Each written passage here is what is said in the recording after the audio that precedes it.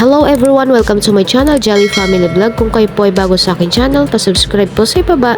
Papindot lang po ng subscribe button. Salamat! Ang tatalakayin natin ngayon ay paano gumawa ng birthday tarpaulin na hindi na kayo magpapagawa sa mga computer shop o sa labas. Ang gagawin lang natin ay mag-download ng Canva app sa Play Store. At yan ang gagamitin natin kung gusto natin gumawa ng sariling tarpaulin o sarili mong i-design. Pagkatapos, ang magagastos mo lang sa labas ay ang pagpapaprint para maiwasan ang malaking gastos. Yan na nga po at nakapag-download na tayo ng Canva. Andito na tayo sa search bar. Magpindot na tayo ng i-type lang po natin yung birthday banner.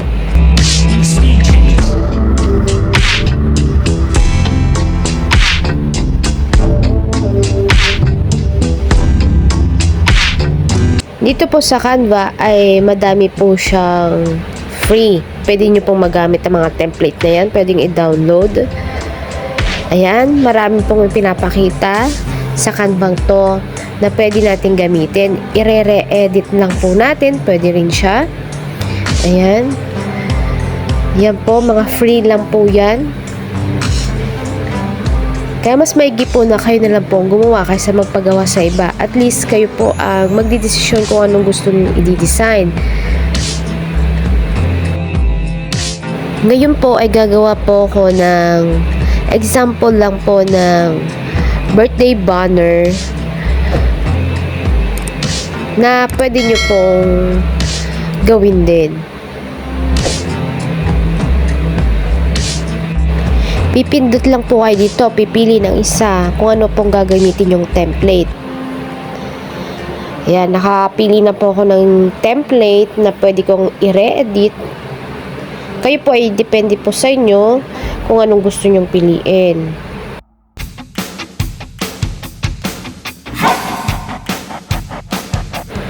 Sundan nyo lang po ang kamay na itinuturo dito sa screen para po mabilis nyo na po magkaroon po kayo ng basic kung paano mag-edit. Pwede nyo rin po baguhin yung picture na yan. Pindutin nyo lang yan at pindutin nyo yung replace.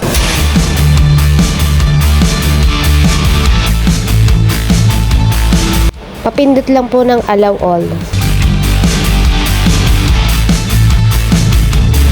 Diyan, madadirect po kayo sa gallery ninyo at pipili po kayo ng kung anong picture.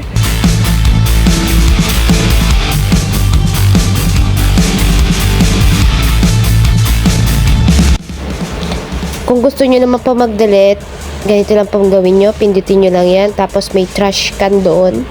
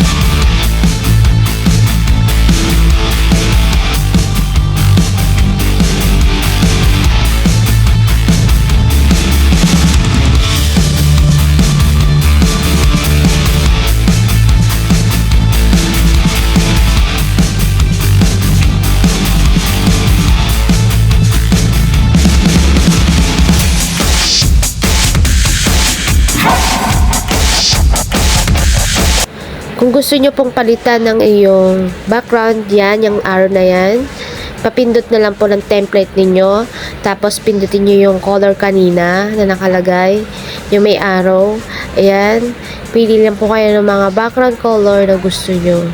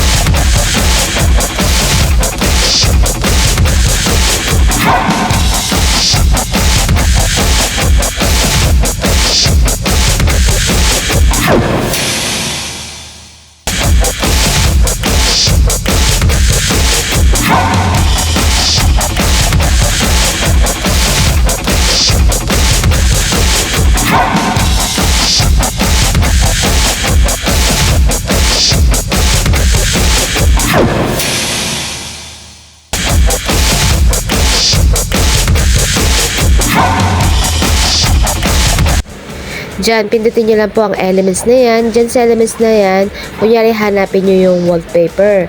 Si Canva, magsasuggest dyan ng mga iba't ibang wallpaper. Tapos, pipili po kayo dyan kung anong gusto niyo.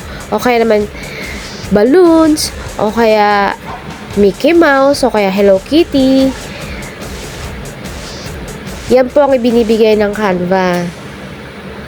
Pipili na lang po kayo kung anong gusto ninyo. Ayan. Nakapili na ako ng isang wallpaper.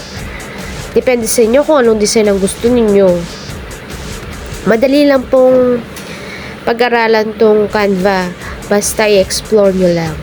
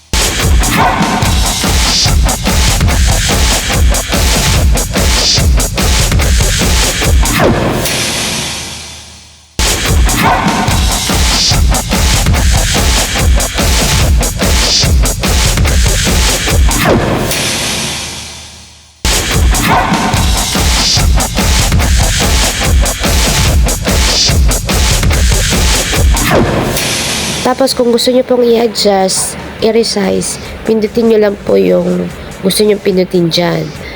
Ayan. I-resize lang natin yan.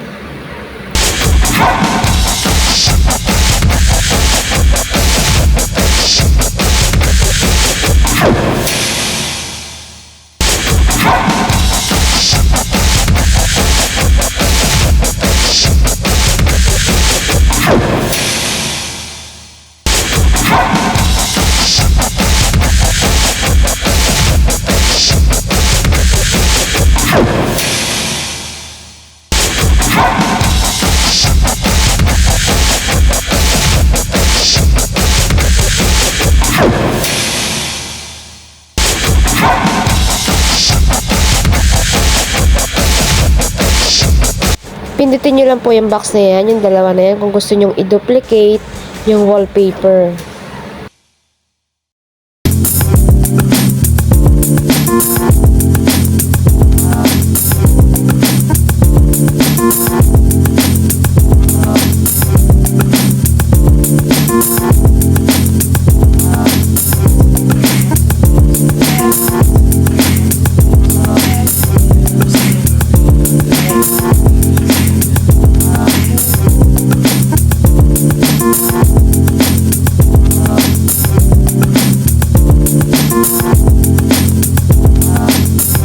pwede rin natin i-edit yung mga letter dito. O kaya may mga fonts dito na pwede tayong pumili. Meron din tayo ditong font size.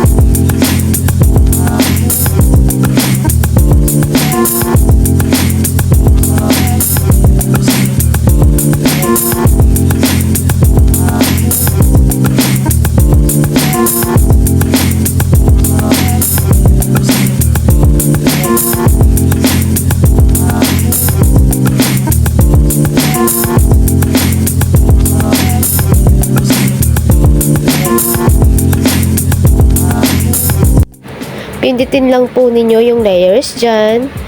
Kung gusto nyo pong mapaibabaw yung nasa ilalim na gusto nyong iibabaw, idadrag nyo lang po yan paitaas.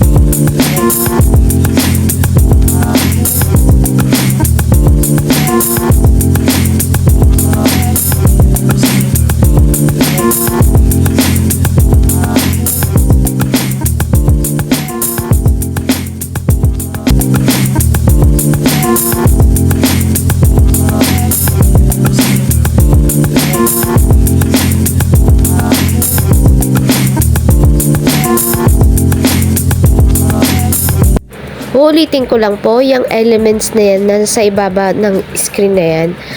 Kahit ano pong gusto nyong i-research, pwede po siyang ma-research. Kagaya ng ribbon na yan, na pwedeng ilagay sa inyong template, o kaya naman mga beads, mga shell, kung mga glitters, pwede rin pong ilagay dyan, i-research.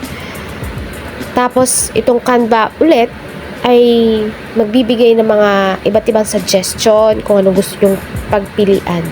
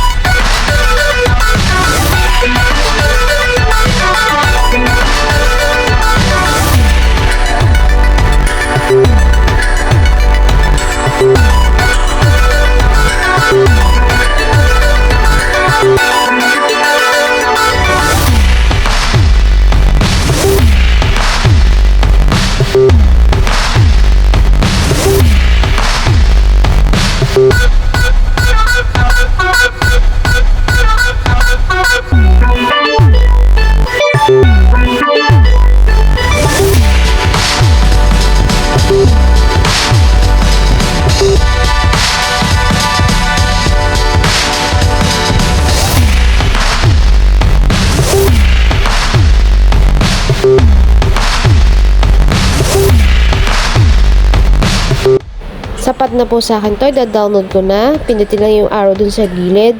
Tapos, pindutin lang po dito yung JPG. Pili lang po dito sa file type, JPG ang ilagay ninyo. Tapos, dito sa may baba may download, pindutin nyo na yan. Mag-start na mag-download siya. Pagkatapos po niyan, pwede nyo nang ipa-print sa labas. Konti lang ang magagastos nyo dun. Mga 180 lang or less. Sana po nagustuhan nyo ang aking tutorial. Pa-support naman po, pa-subscribe na lang po sa ibaba. Salamat po.